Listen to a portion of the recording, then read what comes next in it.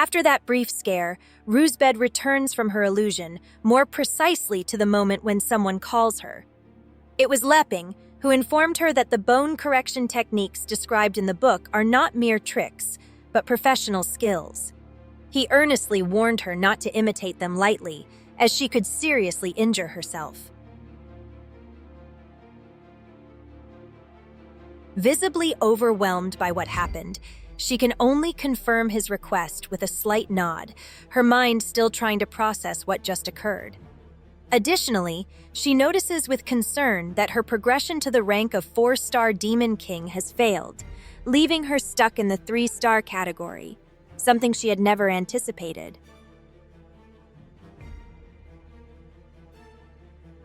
While reflecting on the situation, Rused realizes something unsettling.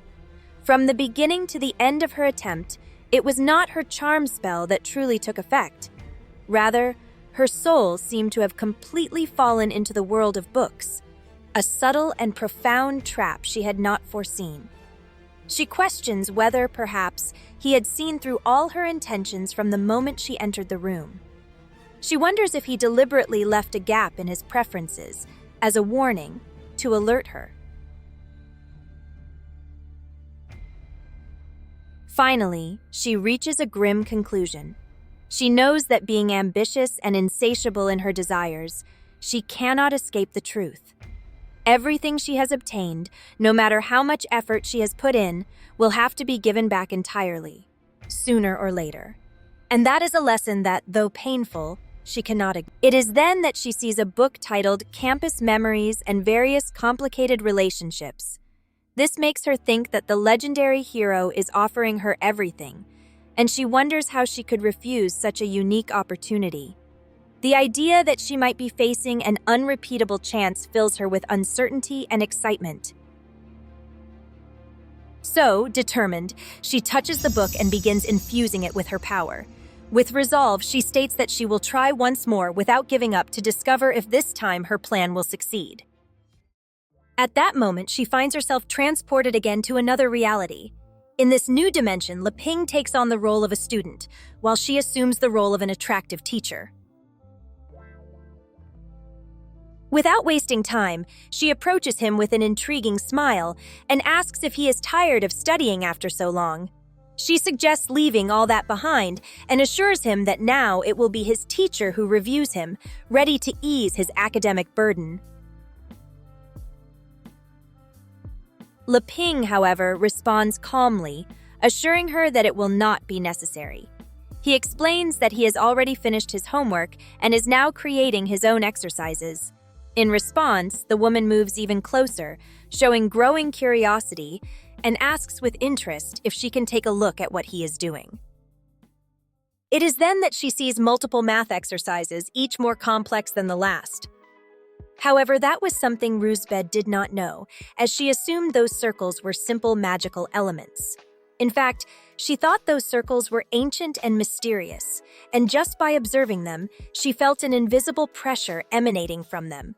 She believed that if she could master that knowledge, she might reach a deeper understanding of the world's truths, though she knew it was something extremely difficult to achieve.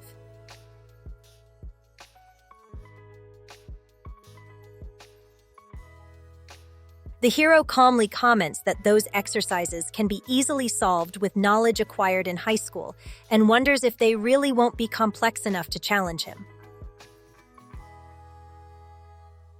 At that moment, Rused advises him not to put so much pressure on himself, reminding him that sometimes it is okay to relax a little. Just then, the young man's phone starts ringing. Looking at the screen, he realizes that the caller is a version of Elizabeth. He then gets up to answer, walking past the teacher as he tells her that his girlfriend is calling and that he is going out for a while. Observing his behavior, the teacher asks if he dares to bring a phone to school and on top of that, have a romance at such a young age.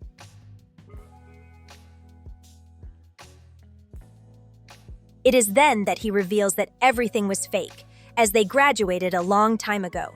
He explains that they only dream of such things when under pressure. He asks if she does not believe him and says that if so, He will recite the entire table of derivatives and integrals to prove it. He begins to recite all the formulas he knows. And to Rused, hearing that is the same as listening to a spell. The teacher starts screaming in pain, begging him to stop because her head hurts so much. Finally, she collapses to the floor, left with no choice but to remain motionless. Looking on, Lepping and Elizabeth are standing in the doorway, watching the entire scene in astonishment, unable to say anything. As she complains about her severe headache, she takes a moment to reflect silently. Finally, she tells herself that those spells may exert great pressure, but they should not cause such severe damage. However, the sensation of pain she is experiencing now is so intense that she cannot help but compare it to the feeling of someone forcefully ripping her sadness out directly from the depths of her heart. Watching the couple together, she sees them gradually moving away. Anguish consumes her, and Rused can only scream desperately for them not to go, not to leave her alone. It is at that moment when a tank drum is played. The sound of this instrument, soft yet profound, pierces the air and, like shattering glass, breaks the illusion surrounding the woman, bringing her back to reality. But before fully recovering, Lepping takes the book she had been using to create her illusion and hides it. At the same time, he hands her the team tank drum. He asks her to help him hold it and requests that she forget the book, suggesting that it's better for her not to read it as it causes him great embarrassment.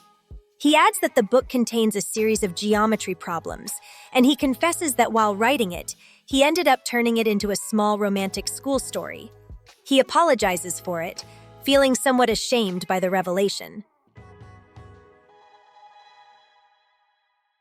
She, upon hearing his words, asks Lepping if the story was about pure romance, repeating that it was a pure love, showing an emotional weight in his words, while some tears begin to surface. She reflects deeply, understanding that it's not surprising that the deepest sadness of her heart could not be contained, emerging once more into the light. The memories, those that hurt her so much, resurfaced powerfully, invading her mind and filling her with an unstoppable nostalgia. And so she remembers her younger years when she would call out to her captain. The man, visibly in love, begged her to give him a chance to take care of her forever. It was at that moment when a young Rused fell deeply in love. However, not everything was perfect.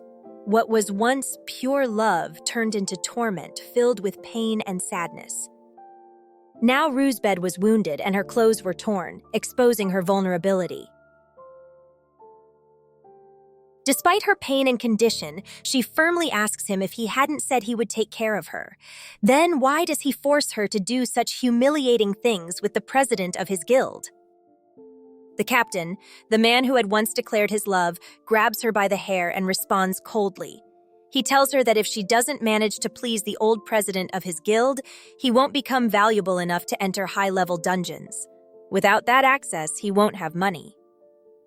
Finally, he asks her defiantly how she expects him to take care of her without resources.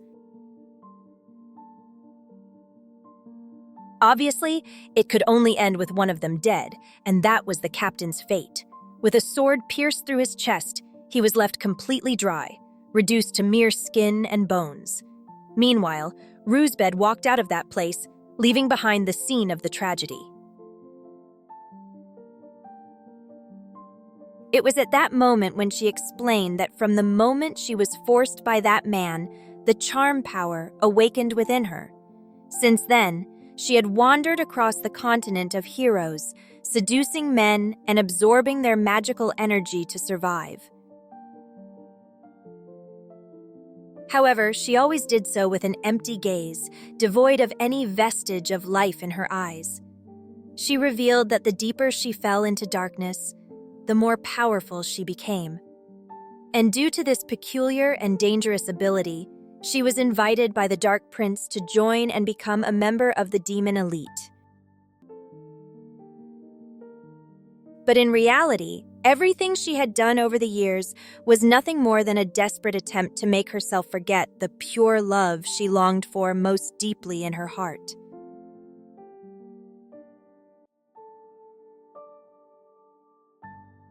After sharing that revealing story, Rused began playing the pom tank drum again and again, repeating the same action as if each strike could release the weight her soul carried, until she finally began to rise, shining intensely, all this happening in front of Lepping's astonished eyes. Seeing the astonishing phenomenon, he called out to her with some concern. However, Rused had transcended her own limits, altering not only her aura but also her appearance, even changing her clothing. Seeing this radical transformation, Lepping questioned in surprise how it was possible for her to transform so suddenly.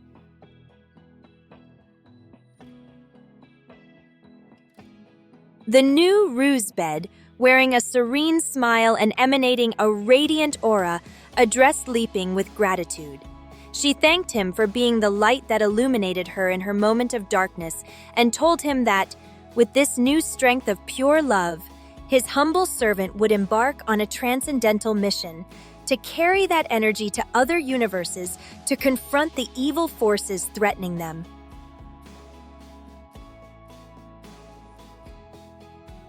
Playing her instrument once again, making its melody full of power resonate throughout the room.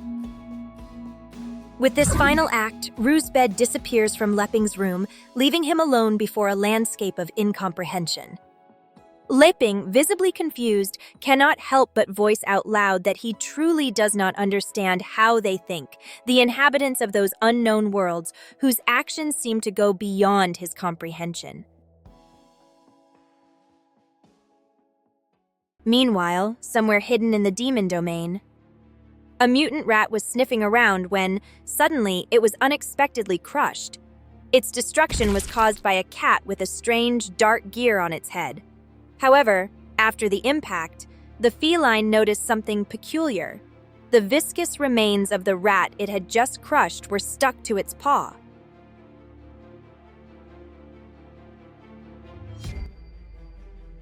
But it was nothing more than a trap, for in the blink of an eye, something quickly absorbed the cat, turning it into nutrients that traveled through a series of tubes resembling veins.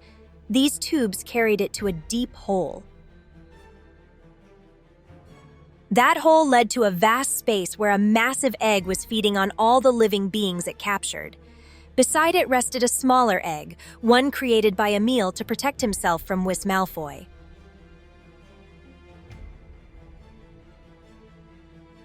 Meanwhile, Emil was sitting, observing something intently, while his words revealed an emotion he could not hide. He felt envious of the person he was watching, as she had the chance to become the Queen's personal steed, forming such a close bond with her. At that moment, it was revealed that Wiss was not observing a real person, but was instead watching Amelia's memories as if they were a movie. The Lord remarks that Her Majesty remains as beautiful and charming as ever, untouched by the passage of time. At that very moment, the flying television catches its master's attention to inform him that Samawi and Luce had left some time ago, suggesting that they might have decided to rebel. It questions whether its master has any intention of addressing the matter, hinting at concern over the situation.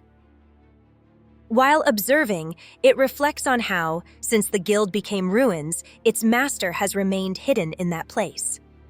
Wiss, in an indifferent tone, mentions that it no longer matters and that, if desired, he is free to leave and wander wherever he wants, as, in his view, there is nothing holding them back or any actions they must take at this moment.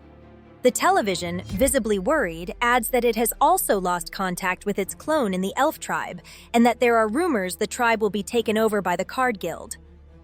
At the same time, it reflects on how the Golden Dragon King's magic has been completely drained, and notes that its master remains there every day, lost in his memories. Despite knowing exactly where the Demon Queen is, he seems to have no intention of acting, as if it were all part of a game or something trivial to him.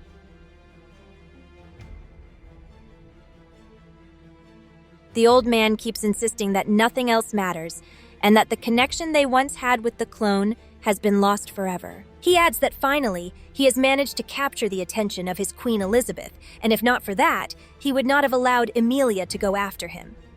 As he says this, he begins to chuckle softly, as if the situation amuses him with a mix of disdain and amusement. His servant, listening in silence, agrees with him on some points, but in his mind, wonders if the old man is acting this way because the guild no longer exists. The power they had struggled to build has been slowly crumbling, like a house of cards, making him question whether his master is truly so affected by this loss, so defeated.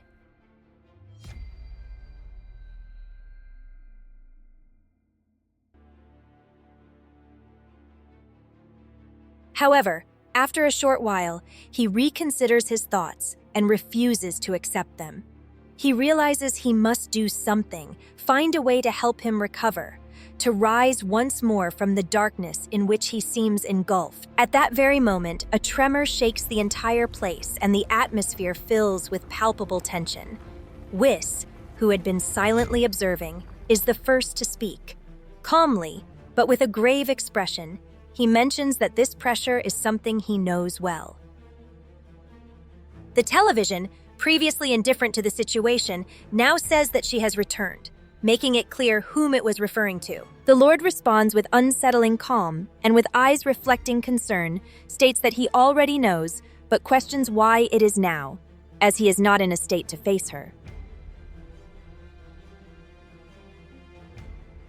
And with that, we've reached the end of this week's chapter.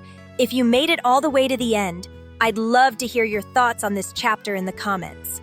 Don't forget to like and subscribe so our community can keep growing and we can reach more fans like you. See you in the next video. In the meantime, if you're from the near future, I'll leave you the next chapter and a comic you're sure to enjoy. Thank you for being part of this adventure.